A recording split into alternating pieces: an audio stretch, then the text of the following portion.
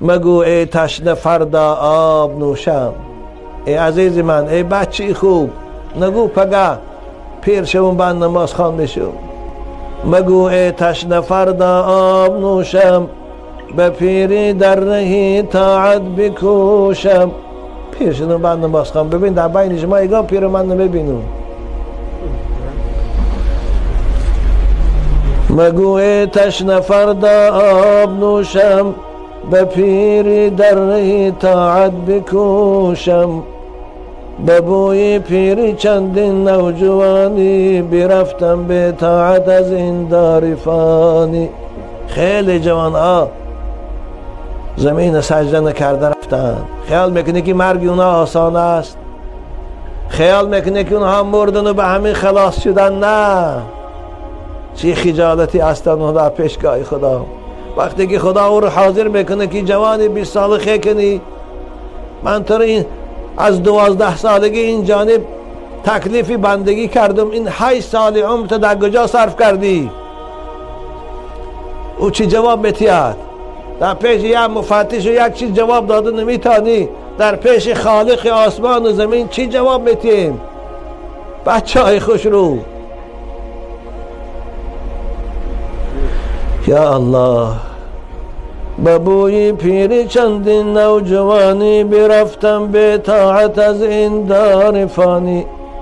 مبادا که به طاعت بمیری، ز نخل باغ عمرت برنگیری.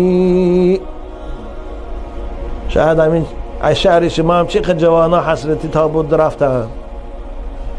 شاید هر ماه و هر هفته یک جوان حسرتی رو روان میکنه، اما از مرگش عبرت نمیگیره.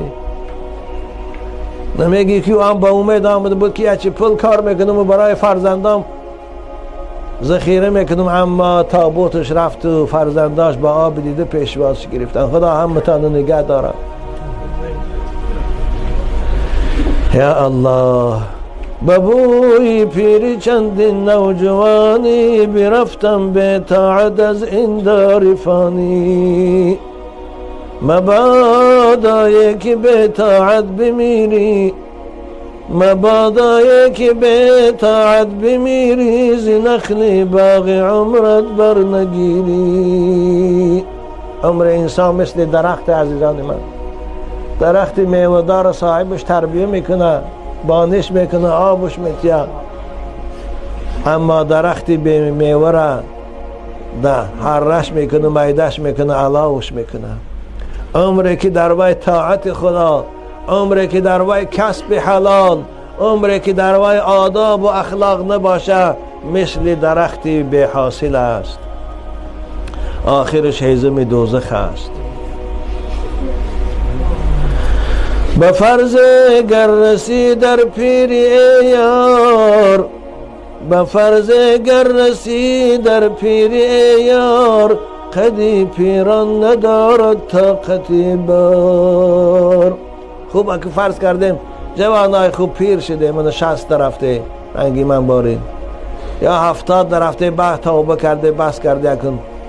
مگر آدم 70 ساله دیگه مثل شما جوانا بارین به حضور طهارت کرده دویده مسجد رفته میتونه؟ موسفید 70 ساله مثل شما طهارت کرده، نماز پریده راستا خستش به حضور خوانده میتونه؟ نه دیگه نمیتونه. قامت پیر باری تکلیف بندگی رو برداشت نمیتواند. به بوی پیری نشه. اولش که به پیری رسیدن گمان های، زیرا همون خدایی که ما و شما را به اختیار به این دنیا آورد باز ناپرسیده میبرد. از تو نمیپرسد، از من نمیپرسد. به پیری رسیدن گمان است. اما اگر رفت و فرض کردیم به پیری رسیده، من 70 و 80 درفته، اما دانه که قامت پیر باری وزنینی تکلیف بندگی رو برداشت نمیتونه. طاعت پیری مثل کاسه شکستی قداغ کرده است. من یک کاسه رو شما شکنه قداغش کنه با تنکه بازار بره، هیچ کس نمیخردش. باور کنه به پول هم تایی نمیگیرن شا. که انسان هایی که در 70 و 80 بعد توبه میکنن نمازخوان میشن والله مثل نوای است. خدا میدونه قبول میکنه یا نه. اما طاعت جبانی مثل کاسی نو است، بازار به هر که میخردش.